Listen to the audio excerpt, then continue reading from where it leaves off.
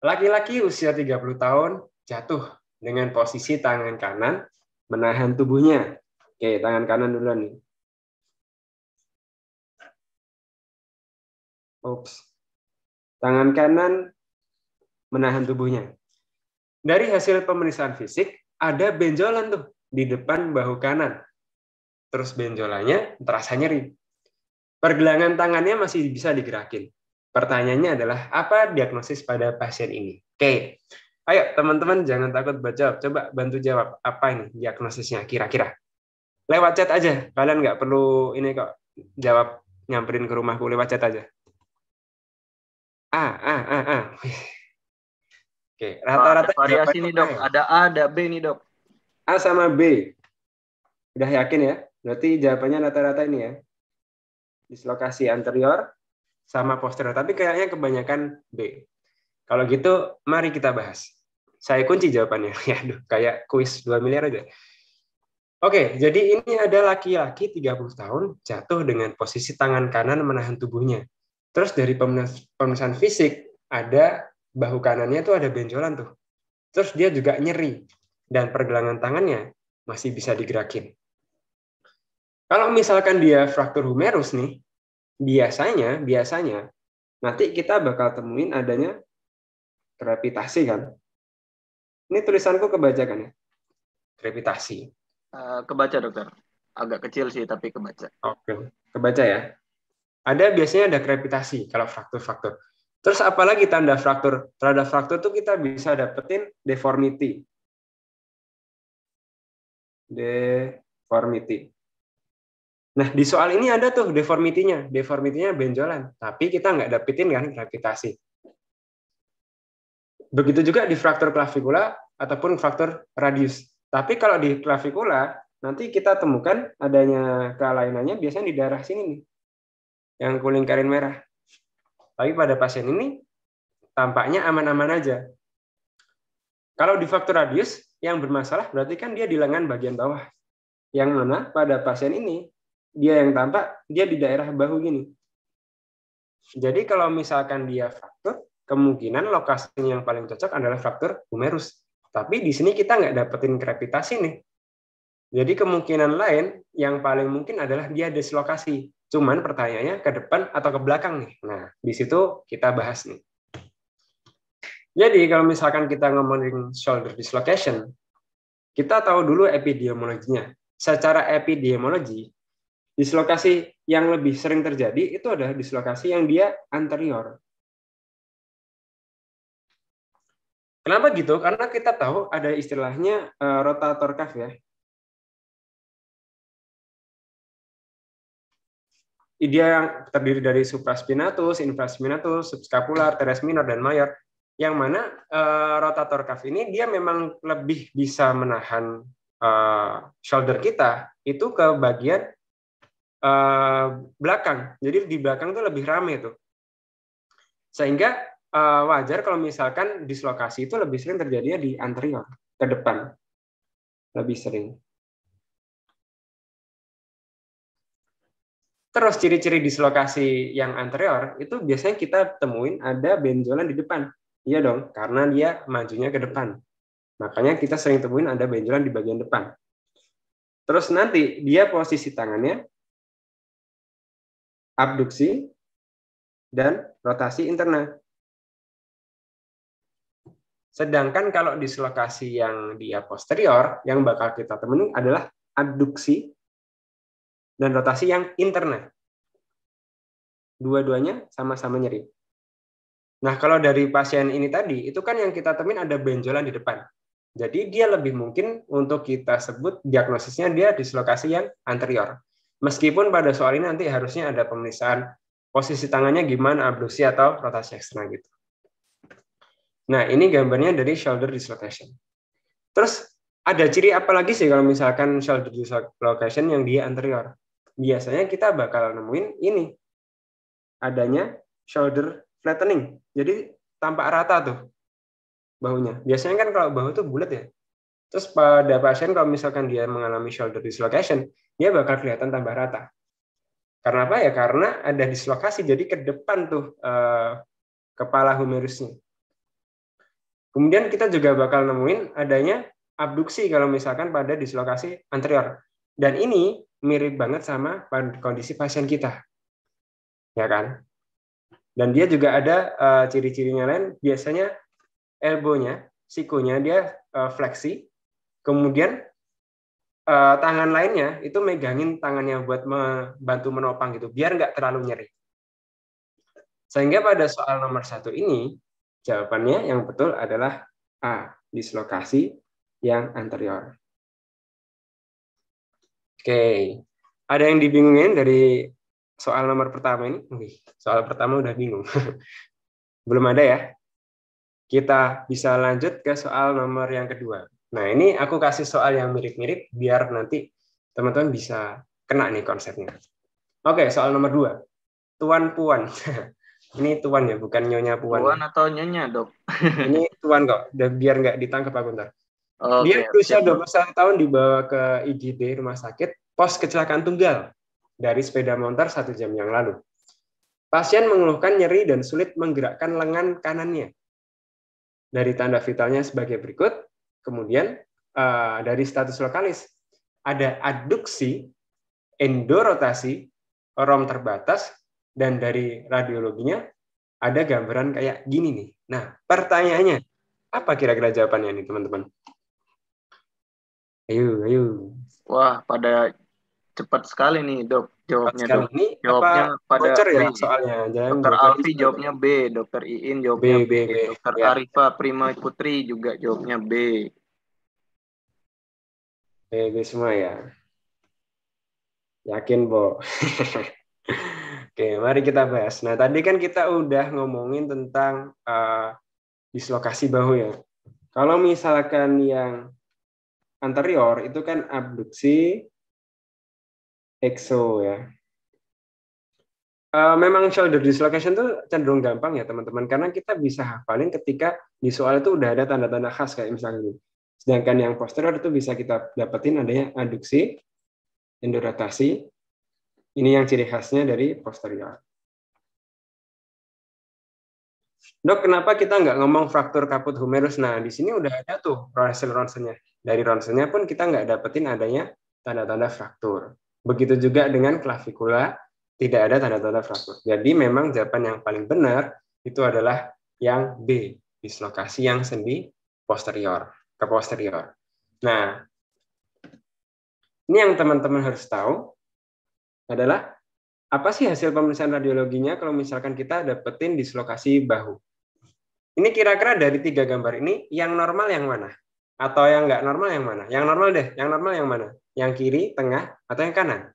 Bisa dijawab di chat nih. Yang mana mungkin teman-teman? Mirip-mirip ya. Mungkin ada yang bisa jawab. Ini gambar bahu. Berarti ini kanan, dislokasi tengah, bahu untuk sama sandar teman-teman. Dokter Vika bilangnya tengah, Dok. Dina juga bilang tengah. Kayaknya saya juga ngikut, Dok. Mungkin tengah kayaknya, Dok. Yang tengah ya, yang normal. Ya, betul sekali. Wah, ini kok udah pinter-pinter nih. Jadi saya kurang berfungsi di sini. Wah, Yang tengah ini adalah yang normal. Wah. Nah, sedangkan tanda-tanda untuk dislokasi bahu itu, teman-teman bakal nemuin istilah yang namanya light bulb. Ini biasanya muncul di dislokasi yang anterior. Light bulb. Kenapa kok dibilang kayak light bulb? Ya karena dia dilihat di sini. Kalau teman-teman tahu biasanya orang di kartun-kartun ada ide kayak gini, ting. Nah, mirip kan sama kayak ini. Nah, oleh karena itu disebut light bulb. Sedangkan kalau misalkan di posterior, itu ada istilahnya loss of half moon overlap. Nah, apa sih ini? Jadi kalau misalkan teman-teman lihat nih, yang di gambar tengah,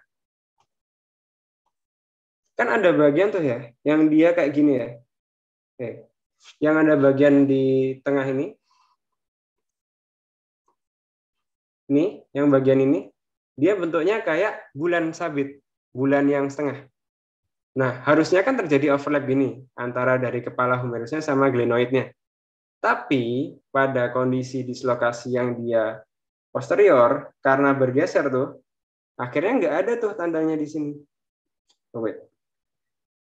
Nggak ada tuh tandanya di sini. Nah, kalau di sini kan ada nih.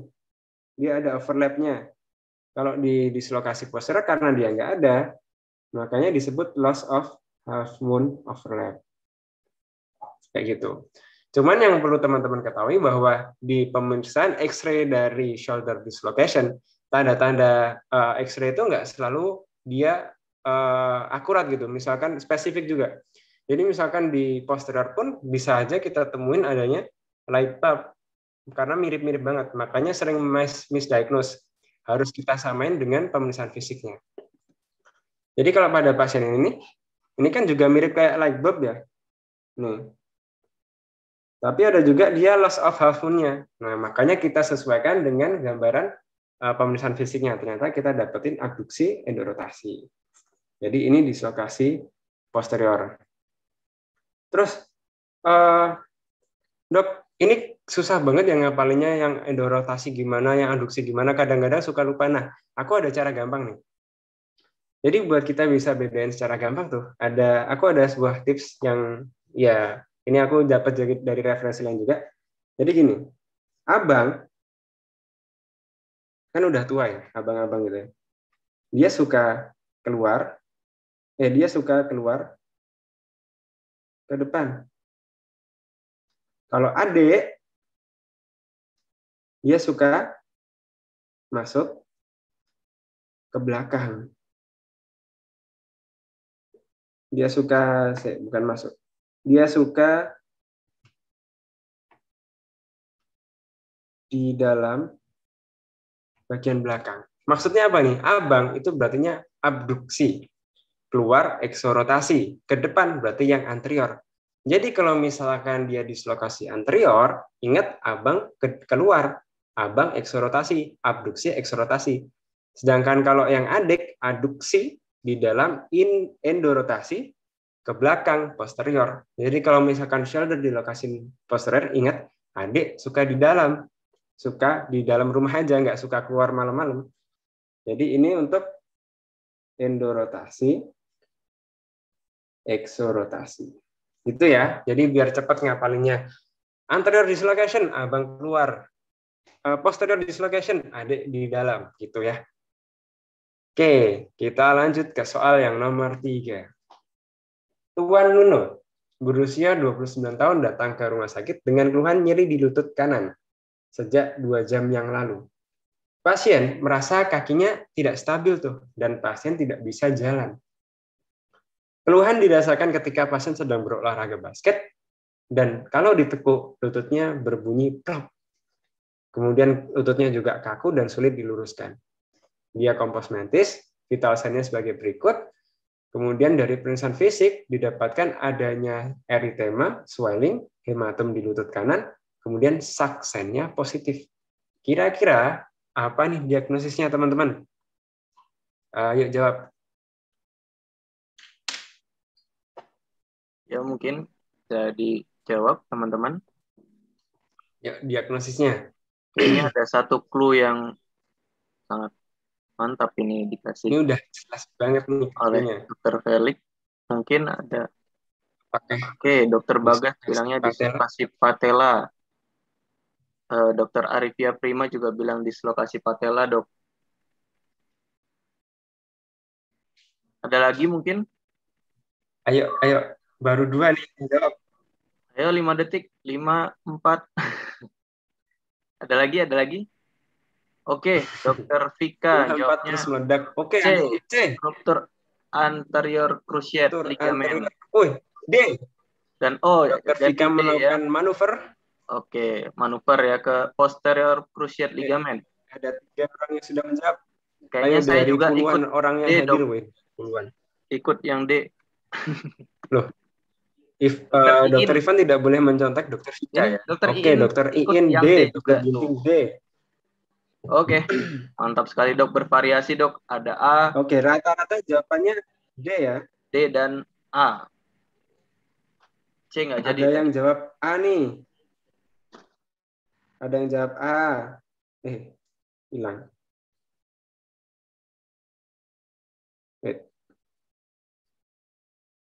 Udah. Oke, ada yang jawab A, ada yang jawab A, ada yang jawab B ya. Tadi ada yang jawab B ya?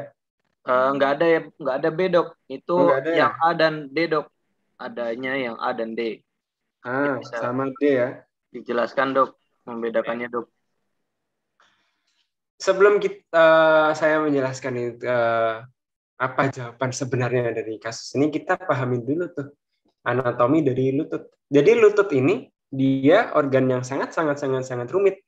Bahkan ada subspesialis yang dia dikhususkan pada lutut. Karena saking rumitnya tuh. Jadi kalau misalkan pada pasien ini, kita akan tahu dia keluhan utamanya nyeri di lutut kanan. Dan kemudian dia merasa kakinya tidak stabil.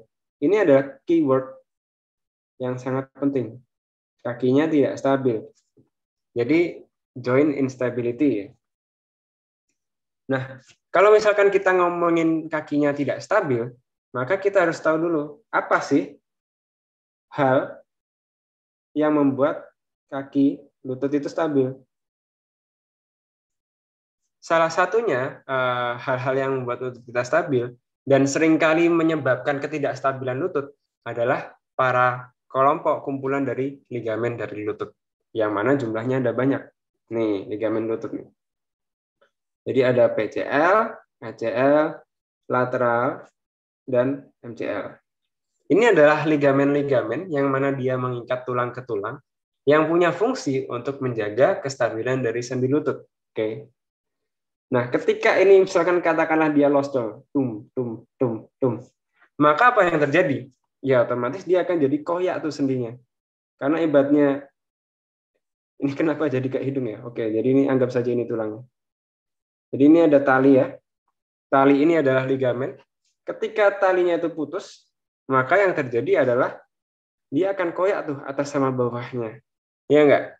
Nah, pertanyaannya adalah apa ciri khas masing-masing dari ligamen kalau misalkan putus, dan kira-kira gimana cara kita tahu mana yang putus, kayak gitu kan. Jadi bakal aku bahas satu-satu nih. Jadi kalau kita pengen tahu gimana cara menentukan ligamen mana sih yang putus itu, kita bisa melakukan pemeriksaan fisik. Dan pemeriksaannya tuh ada banyak banget.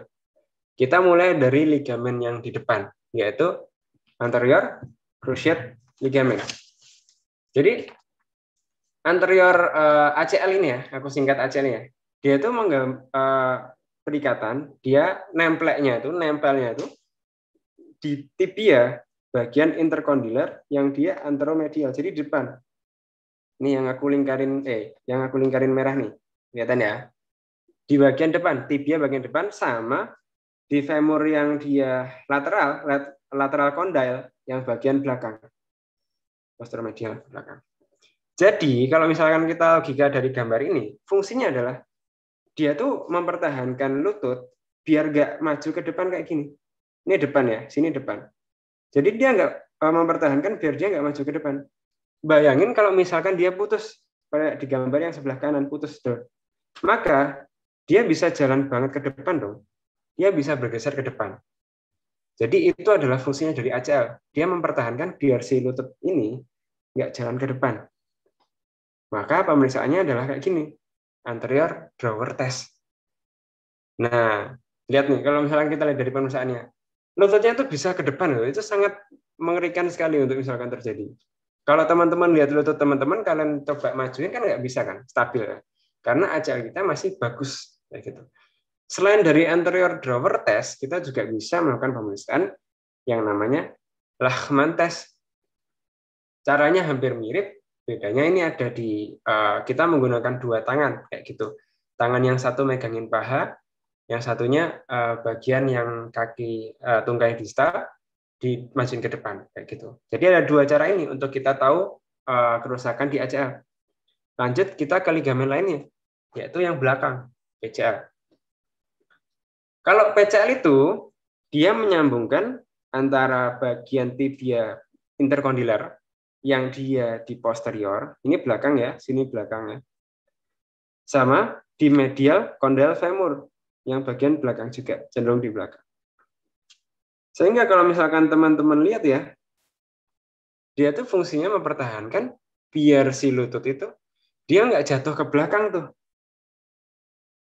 Seandainya kata dia jatuh ke belakang, dia akan terikat sama si ligamen PCL-nya.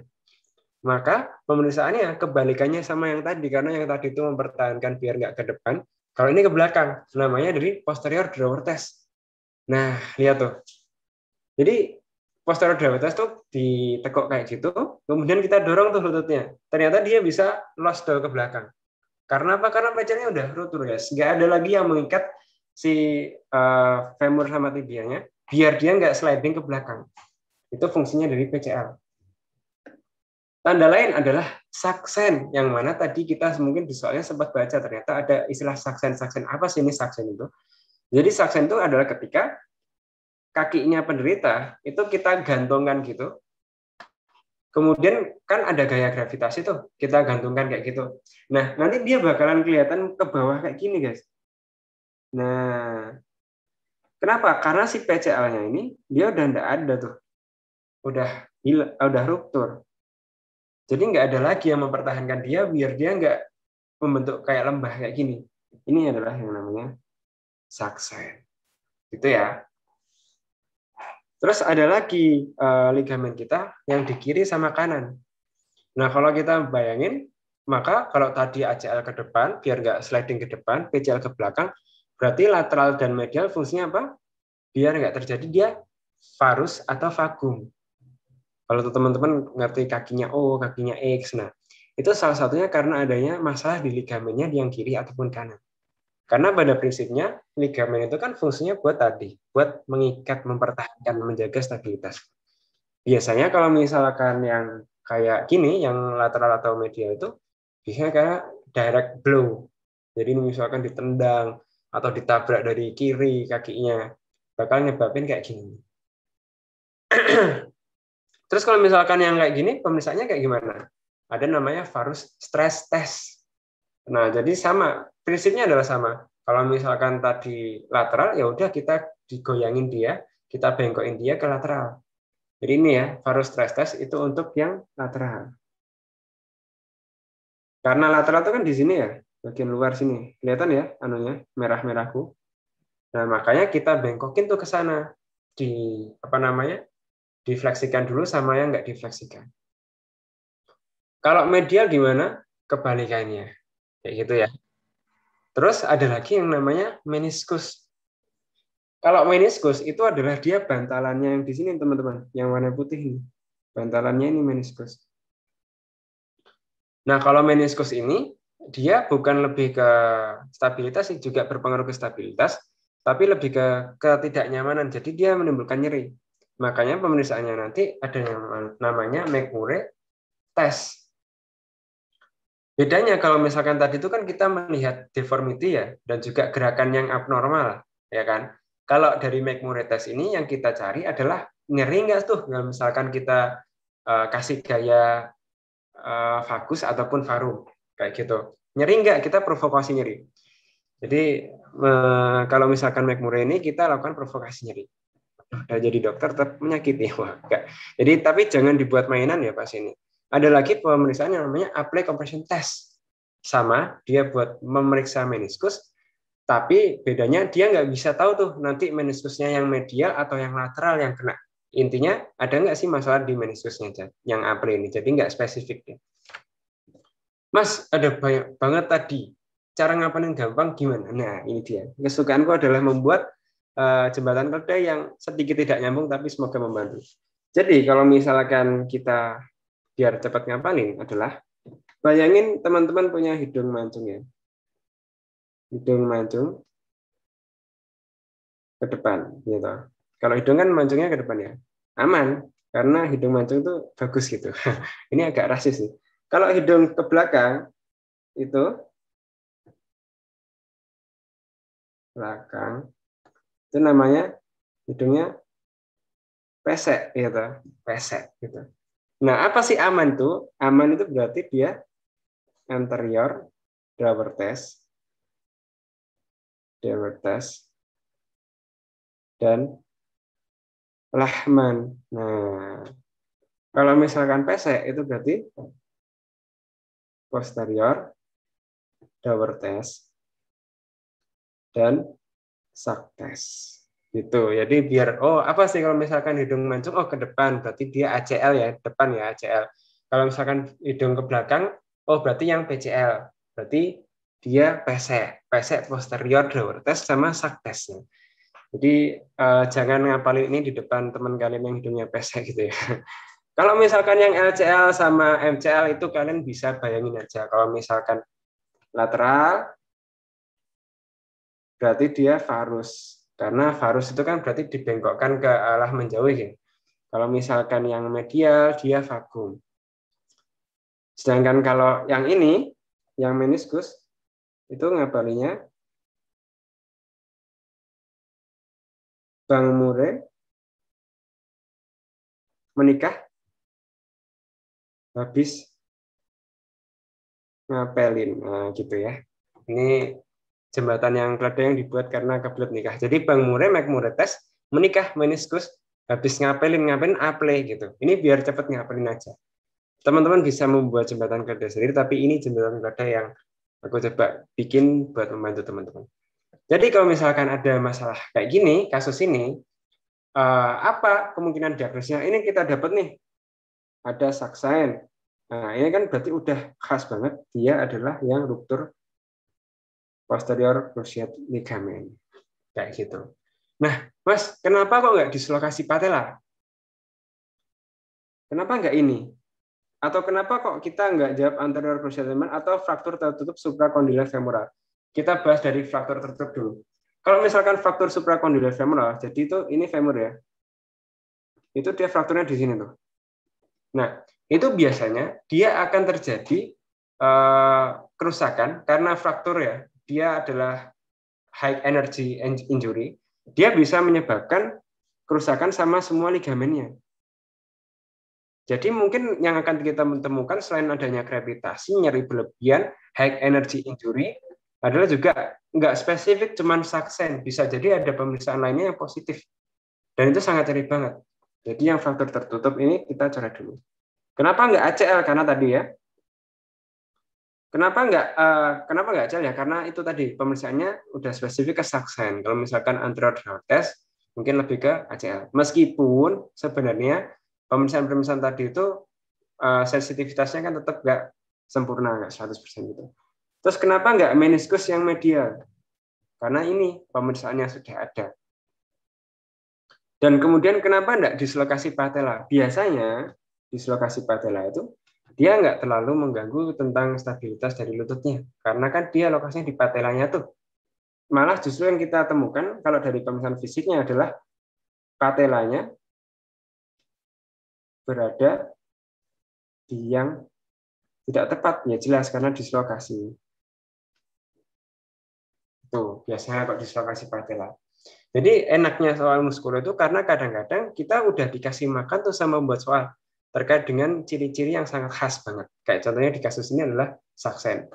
Sedangkan yang kayak eritema, swelling, hematon, dan nyeri itu bisa ada semua pada semua pilihan jawaban ini.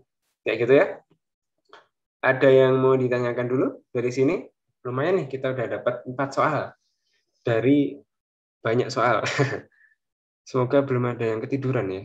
Oke, kita lanjut ke soal nomor 5 yang di sini ketulisnya nomor 4. Tuan Darel berusia 21 tahun datang ke IGD dengan keluhan nyeri tungkai bawah kiri saat sedang bertanding basket. Nah, dari tadi basket terus ya. Pasien merupakan seorang atlet basket. Ya. Keadaan umumnya baik, kompas mentis, tanda vitalnya seperti itu. Kemudian dari penulisan fisiknya kita dapatkan adanya edema, nyeri tekan pada sepertiga distal crucis yang dia posterior ya, posterior. Kemudian pelantar fleksinya negatif dan dari MRI didapatkan koleksi cairan pada ankle posterior. Apa diagnosisnya? Nah, ini udah ada yang jawab, Dokter Fikan jawab B, Dokter Iin jawab B. Wah, Dokter Arifa Prima juga sangat aktif sekali ini. B juga. Alright. Nah, Dokter Bagas juga jawab B. B. Oke, ini udah keren-keren semuanya. Mari kita bahas. Wait. Oke, tadi temuan yang bermakna di kasus ini adalah dia ada nyeri tungkai bawah kiri, pos olahraga basket, vital sign dalam batas normal ya. Dari fisiknya, dia ada edema, nyeri tekan, yang secara spesifik di kasus ini disebut sepertiga distal kronis posterior, plantar flexion negatif, dan ada koleksi cairan di ankle. Jadi benar ya teman-teman ya, adalah ruptur tendon Achilles. Ya, mantap. Kenapa nggak plantar fasciitis? Kenapa nggak fraktur fibula incomplete? Kenapa nggak ankle sprain? Dan kenapa nggak tendinitis Achilles? Mari kita bahas. Jadi ini adalah ruptur tendon Achilles. Ya. Dia ada putus di sini ya. Kalau kita akan mulai dari mekanisme terjadinya. Biasanya ruptur tendon Achilles ini terjadi karena dia overstretching dari si tendonnya. Nah, mekanismenya biasanya kayak gini. Jadi dia habis lompat, kemudian mendarat, dan akhirnya karena dia mendaratnya terlalu ngepok gitu ya, akhirnya Achillesnya nggak kuat lagi tuh, akhirnya putus. Jadi dia toxic relation ya. Jadi putus. Ini sering kita temuin pada pemain basket. Ya kan kalau basket kita sering tuh lompat-lompat, lompatnya tinggi, lompat lagi. Kalau misalkan nggak kuat tendonnya, atau kebetulan kecengklak, akhirnya bisa putus. Jadi cocok sama kasus kita tadi. Katakanlah tadi kasusnya adalah pasien atlet catur, tentu saja bukan tendon Achilles yang akan kita permasalahkan. Tapi karena basket, kita harus curiga, kemungkinan mekanismenya kayak gini. Terus juga dari kasusnya kita dapatkan beberapa hal tuh. Yang pertama, dia nyeri di sepertiga distal yang posterior. Nah, ini kan berarti sepertiga distal ya, yang posterior. Dia kan lokasinya udah cocok banget nih sama sini. Terus ditambah lagi sama dia nggak bisa plantar fleksi tuh. Negatif. Padahal kita tahu misalkan pada tendon Achilles itu ya, salah satu fungsinya adalah ketika gastrocnemius ini berkontraksi, dia kan biar bisa plantar fleksi. Nah, pada kasus kita ini teman-teman, dia nggak bisa plantar fleksi tuh. Maka semakin besarlah kecurigaan kita bahwa pasien kita ini mengalami yang namanya ruptur tendon Achilles, kayak gitu. Karena dengan adanya ruptur ini, otomatis memang terputuslah hubungan antara gastrocnemius sama si kakinya itu, sehingga nggak bisa plantar fleksi. Terus kita tambahin lagi, dia ada yang namanya di hasil MRI-nya itu ada penumpukan cairan yang mana bisa kita katakan adanya swelling, ada edem, ya kan? Nah, jadi itu semakin menambah keyakinan kita bahwa itu adalah ruptur tendon Achilles. Loh, kenapa nggak tendinitis Achilles, Mas? Karena gini, biasanya tendinitis Achilles ini adalah dia proses yang gradual. Nah, gitu. Jadi kalau misalkan pada pasien kita ini, dia kan munculnya secara tiba-tiba tuh. Nah, sedangkan kalau misalkan di tendinitis Achilles, itu dia prosesnya gradual. Dan dia tidak selalu plantar fleksinya negatif. Bisa aja dia plantar fleksinya masih positif. Cuman nyeri aja, nyerinya mungkin lokasinya sama tuh di sepertiga distal. Cuman masih bisa plantar fleksi. Kenapa? Karena di tendinitis Achilles bukan berarti dia udah putus dong. Cuman ada peradangan di tendon Achillesnya. Itu. 2. Kenapa nggak di plantar fasciitis? Ya karena kalau misalkan plantar fasciitis, dia lokasi nyerinya di mana? Di bagian plantar. Dan dia pasti masih bisa plantar fleksi. Ya kan? Oke. Jadi ini kurang masuk dengan kondisi simptom dari pasien kita. Kenapa nggak fraktur fibula incomplete? Nyerinya mungkin sama ya, kalau misalkan fraktur fibula incomplete, lokasi nyerinya dia bisa di sepertiga distal posterior, bisa. Tapi balik lagi dengan kondisi yang ada pada pasien. Kita nggak temukan adanya plantar fleksi yang negatif kalau misalkan fraktur fibula yang incomplete. Kenapa nggak ankle sprain? Karena gini, karena ankle sprain ini dia ingat sprain. Sprain adalah yang bermasalah di bagian ligamennya. Ligamen. Kayak tadi ya ligamen ya. Ligamen itu kan dia berkaitan dengan tulang, disambungin sama tulang ya, ligamen. Sedangkan kalau misalkan hanya sekedar ligamen, katakanlah kayak tadi ya, lutut, ligamen lutut semuanya putus, lutut itu masih bisa bergerak. Karena apa? Karena masih ada otot. Jadi ankle sprain, adanya kerusakan ligamen itu, dia nanti cuma masalah di stabilitas ankle. Karena dia cuma masalah sama ligamennya tuh. Beda cerita kalau misalkan dia di tendon-tendon. Nah, kalau misalkan hanya ligamen, otomatis dia tetap bisa pelantar fleksi. Dan kalau misalkan kita lakukan pemeriksaan Thompson test, ya aku hapus dulu. Thompson test, yang mana itu dengan cara memijat gastrocnemius ya, itu ya tetap bisa ada respon pelantar fleksi. Gitu ya. Jadi kalau misalkan ankle sprain, kenapa nggak ankle sprain? Padahal kan dia juga mungkin berkaitan dengan stabilitas. Karena sprain itu masih di ranahnya ligamen. Yang mana kita tahu kalau misalkan ligamen, meskipun dia putus semua gitu ya, dia masih tetap bisa gerak. Cuman mungkin nanti nggak stabil. Oke, ada pertanyaan? Belum ya? Kita lanjut ke nomor 5. Alright, seorang perempuan 35 tahun datang ke puskesmas dengan keluhan kesemutan di tangan kanannya. Pasien ini adalah sekretaris di sebuah perusahaan, punya riwayat diabetes mellitus, riwayat DM, trauma, dan keganasan di sangkal, dan dari pemeriksaan fisik, tekanan darah, tanda vital sebagai berikut. Dari inspeksi, posisi tangan kanan pasien absent. Bangunan apakah yang terkena pada pasien ini? Nah, ini bangunan mungkin soal konstruksi ya. Oke, silakan teman-teman coba jawab. Udah pada jawab ini dokter, pada cepet-cepet ini. Oh, aku nggak lihat ya, ternyata ada. Ada dokter Bagas, dokter Vika, dokter Faisal, semuanya jawab C, dokter. Medianus. Ya, coba yang lainnya. Biar minimal 5 dulu deh. Ya, mungkin yang lain. Wah, Iin. dokter Iin juga C. Mantap. Oke, sekarang tak ganti pertanyaannya deh. Ini kira-kira dia tuh etiologinya apa ya, teman-teman ya? Penyebabnya. Kan kalau misalkan bangunan, oke, kita tahu bangunannya yang C ya, atau yang ya belum masih rahasia. Ya mungkin ada yang kalau mau misalkan jawab. Bisa jawab, nanti aku follow Instagramnya. Buat apa? Oke, nggak ada yang mau jawab? Nggak apa-apa lah. Mungkin sedang sibuk. Oke ya, jadi teman-teman pada jawab C ya, nervus medianus. Kira-kira ini diagnosisnya apa sih? Nah, jadi ini kita dapat pasiennya dia kesemutan dulu nih awalnya, kesemutan tangan.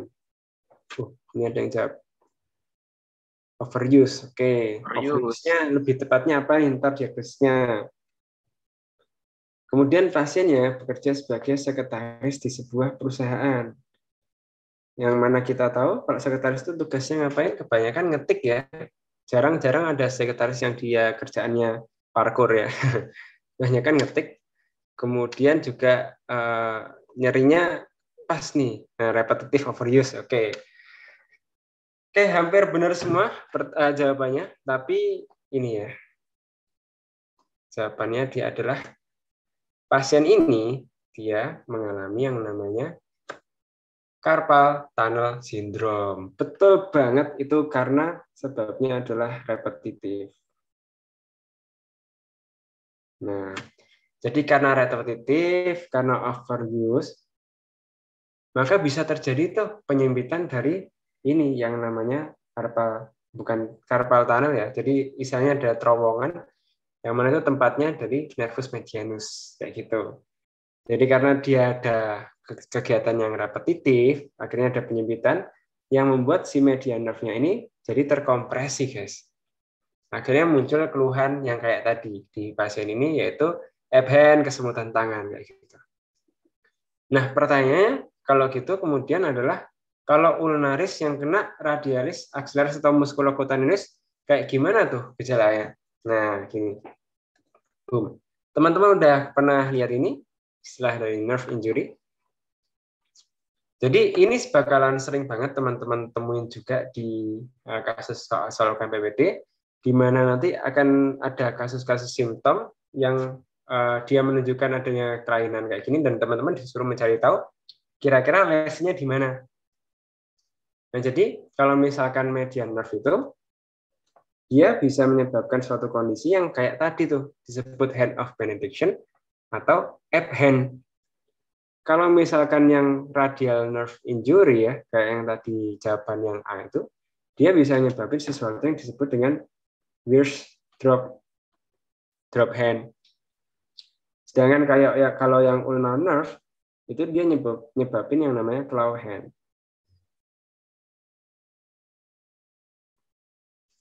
Kalau median nerve injury itu salah satu penyebabnya kayak tadi tuh, dia bisa karena CTS, carpal tunnel syndrome, yang mana dia karena overuse, repetitif. Sedangkan radial nerve itu dia penyebabnya bisa karena trauma, begitu juga dengan ulnar nerve, bisa karena trauma, biasanya bisa karena ini apa namanya fraktur pada elbow juga bisa kayak gitu. Radial nerve misalkan pada apa namanya Colles fracture bisa radial nerve. Nah terus pertanyaannya, terus bedanya yang ini median nerve sama yang ulnar nerve ini apa dok? Kok mirip-mirip di gambarnya? Nah, jadi teman-teman pertama teman-teman harus tahu terlebih dahulu nih, mana aja sih inervasinya dari median, ulnar, sama radial nerve. Kalau yang ulnar nerve itu dia di bagian ini ya, bagian palmar yang digiti 5 sama 4. Sama juga dia bagian dorsal, palmar, digiti 5 sama 4. Ini ya. Jadi kalau misalkan ada masalah, ya udah teman-teman bayangin aja, bagian dari jari kelingking dan jari manis ini dia bakal lemes. Digiti 5 sama 4-nya lemes. Makanya muncul yang keluhan kayak gini. Sedangkan kalau misalkan nervus radialis, itu di sini nih inervasinya, bagian dorsal. Ya udah deh, dia fungsinya adalah untuk ekstensi tangan. Sehingga kalau ada masalah dengan nervus radialis ini, dia bakal terjadi drop hand. Sedangkan kalau misalkan dia yang median nerve, dia lokasinya ada di sini nih. Digiti 1, 2, 3 palmar, dan sebagian dari digiti 1, 2, dan 3 yang bagian dorsal. Gitu. Nah, jadi nanti keluhannya akan kayak gini.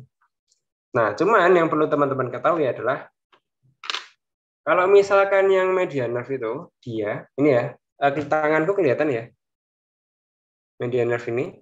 Jadi dia itu kan ada bagian palmar ya, palmar dan juga sedikit bagian dorsal. Nah, otomatis nanti yang paling bakal kena parah itu adalah dia adalah kemampuan dari fleksinya yang ini. Jadi nanti pemeriksaannya adalah pasiennya itu kita suruh dia buat menggenggam. Ketika kita suruh buat menggenggam, bakalan ketinggalan tuh digiti 1, 2, sama 3-nya. Jadi kayak gini. Nah, makanya digambar kayak gitu toh. Sedangkan pada yang claw hand itu sebaliknya. Karena di bagian digiti 4 sama 5-nya ini kehilangan inervasinya di bagian dorsal sama palmar, ketika pasiennya kita suruh ekstensi itu, dia bakal ketinggalan yang digiti 4 sama 5-nya. Nah, jadi bedanya itu ya, antara median nerve injury sama yang ulnar nerve injury. Bedanya adalah yang satunya pasiennya kita suruh buat menggenggam, yang satunya pasiennya kita suruh buat mengekstensikan, membuka genggamannya. Kalau yang median nerve kita suruh menggenggam ketinggalan yang 2 ini, ya kan? Kalau yang ulnar nerve itu kita suruh ekstensikan, yang 2 ini yang nggak bisa. Kayak gitu. Jadi bakal mirip. Oke. Nah, kalau misalkan axillary nerve itu gimana? Kalau axillary nerve itu dia akan di sini tuh, di bagian shoulder-nya, karena dia memang inervasinya di situ. Sedangkan untuk musculocutaneous, dia inervasinya ada di bagian forearm. Jadi ini bakal kesulitan untuk dia muter-muter tangan, atau kemudian dia parestesi di daerah itu. Jadi kalau kita lihat kasus ini nih, kalau misalkan ulnaris, enggak dong. Kalau ulnaris kan nanti kita akan ketemunya claw hand. Kalau radialis, bakal ketemunya adalah drop hand. Nah, sedangkan pada pasien ini adalah app hand. Axillaris di shoulder, musculo jadi forearm. Jadi yang benar adalah nervus medianus.